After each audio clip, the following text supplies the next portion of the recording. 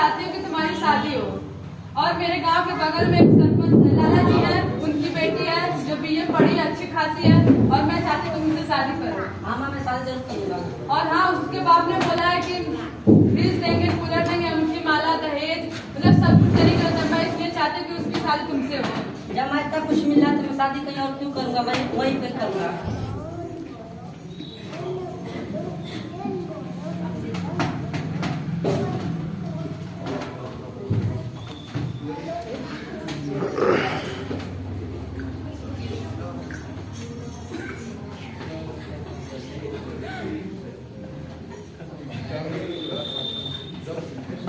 माँ बाबा के पैर छो। मैं और पैर कभी नहीं। सासू माँ जरा आइएगा। हाँ बेटा बोलो। मुझे बहुत तेज प्यास लगी है, जरा कोल्ड ड्रिंक लेके आइए। ये कोल्ड ड्रिंक क्या होता है? मैं तो नहीं जानती कोल्ड ड्रिंक क्या होता है। अरे मेरे पिताजी ने जो दहेज में फ्रिज दी थी ना, उसी में रखी है, जाके लेके आइए। अच्छा ठीक है बेटा। अरे सासू माँ जरा आइए। अरे सासू माँ जरा सुनिएगा। हाँ बेटा बोलो। देख रही है घर में इतना गंदा है, जरा झाड़ू लगा दीजिए। तो मैं क्यों लगा, तुम तो लगा सकती हो ना। मैं अभी झाड़ू लगाने आई हूँ, आप लोग ने मुझसे इतना सारा दहेज दिया, मैं झाड़ू लगाऊंगी? मैं नहीं लगाने वाली, मैं जा रही हूँ मार के। अच्छा ठीक है बेटा जाओ।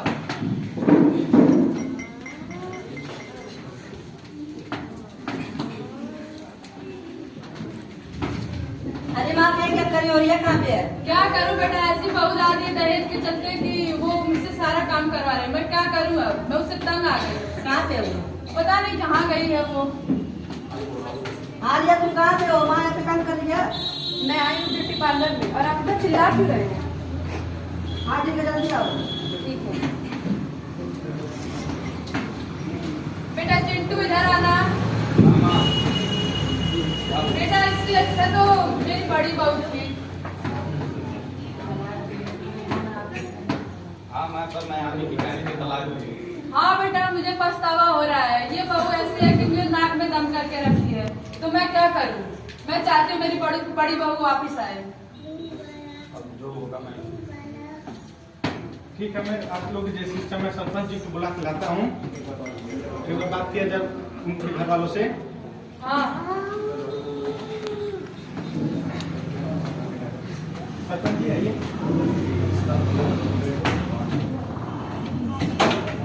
नमस्कार।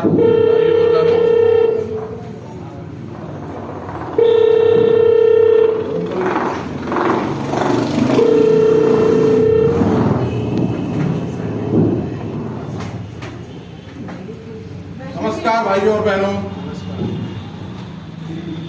दोनों पक्षों को Welcome to Paris Radio. दोनों पक्षों को बुलाया जाए, कार्रवाई को आगे बढ़ाया जाए। सरपंच जी आप अपनी जगह पर वहां से बोलिए। सरपंच जी मैं ये चाहती हूँ कि मेरी बड़ी बहू वापिस आए। मैं उसको अपने घर लाना चाहती हूँ। पंचायत कोई खेल नहीं होती है। जब आप चाहेंगी तलाक हो जाए, जब आप चाहेंगी आपके घर आ जाए, ऐसा कोई कानून नहीं बना है। हाँ पता है, लेकिन क्या करें, मैं अपनी छोटी बहू से तंग आ गई। तो मैं चाहती हूँ उसकी शादी हो। तो ये आपके अकेले कहने से, चाहने से कुछ नहीं हो सकता है। उस परिवार की भी राय होनी चाहिए। हाँ तो उनको हाजिर किया जाए। मान्यवर, मैं कैसे मान लूं कि ये लोग फिर से मेरी बेटी के साथ दुर्व्यवहार नहीं करेंगे? कैसे मान लूं कि ये लोग मेरी बेटी को खुश रखेंगे? इस बात का कोई प्रमाण देना चाहेंगे आप? हाँ जरूर, जैसा आप लोग बोलेंगे वैसा मैं करने के लिए तैयार हूँ।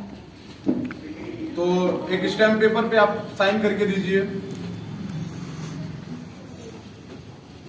इस पे आप साइन करिए और उस पे आप इसको पढ़ दीजिए। और उस पे साफ शब्दों में लिखा गया है कि अगर दोबारा ऐसी प्रताड़ना होने पर घर की आधी जमीन जायदाद बहू के नाम कर दी जाएगी। और आपकी इसमें कुछ राय? सरपंच जी, हम आज भी कोई राय नहीं देना चाहेंगे। आपका जो भी फैसला पहले था वो हमें स्वीकार था, और इस बार का भी फैसला स्वीकार है। ठीक है, तो अब इनकी शादी कराई जाए और दोबारा ऐसा ना होने का कोशिश करें। सरपंच जी, मैं आपसे माफी मांगती हूँ। आज से मैं एक आदर्श बहू के सामने पेश आऊंगी और मैं सबके साथ अच्छा व्यवहार करूंगी। ठीक है, तो यही हमारा निर्णय मान्य होगा। नमस्कार। और मैं इस नाटक के जरिए मैं ये दिखाना चाहता था कि पैसे का कोई मोल नहीं होता है, पैसे से किसी का चरित्र नहीं सही हो सकता है, पैसा किसी को आदर्श नहीं दे सकता है। तो दहेज लेने की प्रथा को पहले के लोगों ने शुरू की थी, वो इसलिए शुरू की गई थी कि जहां पे हमारी बेटी जा रही है उसके नए जीवन की शुरुआत के लिए उसको कुछ लोग धन देते थे कि अगर स्थिति उसकी अच्छी ना हो तो उसको सुधार लिया जाए।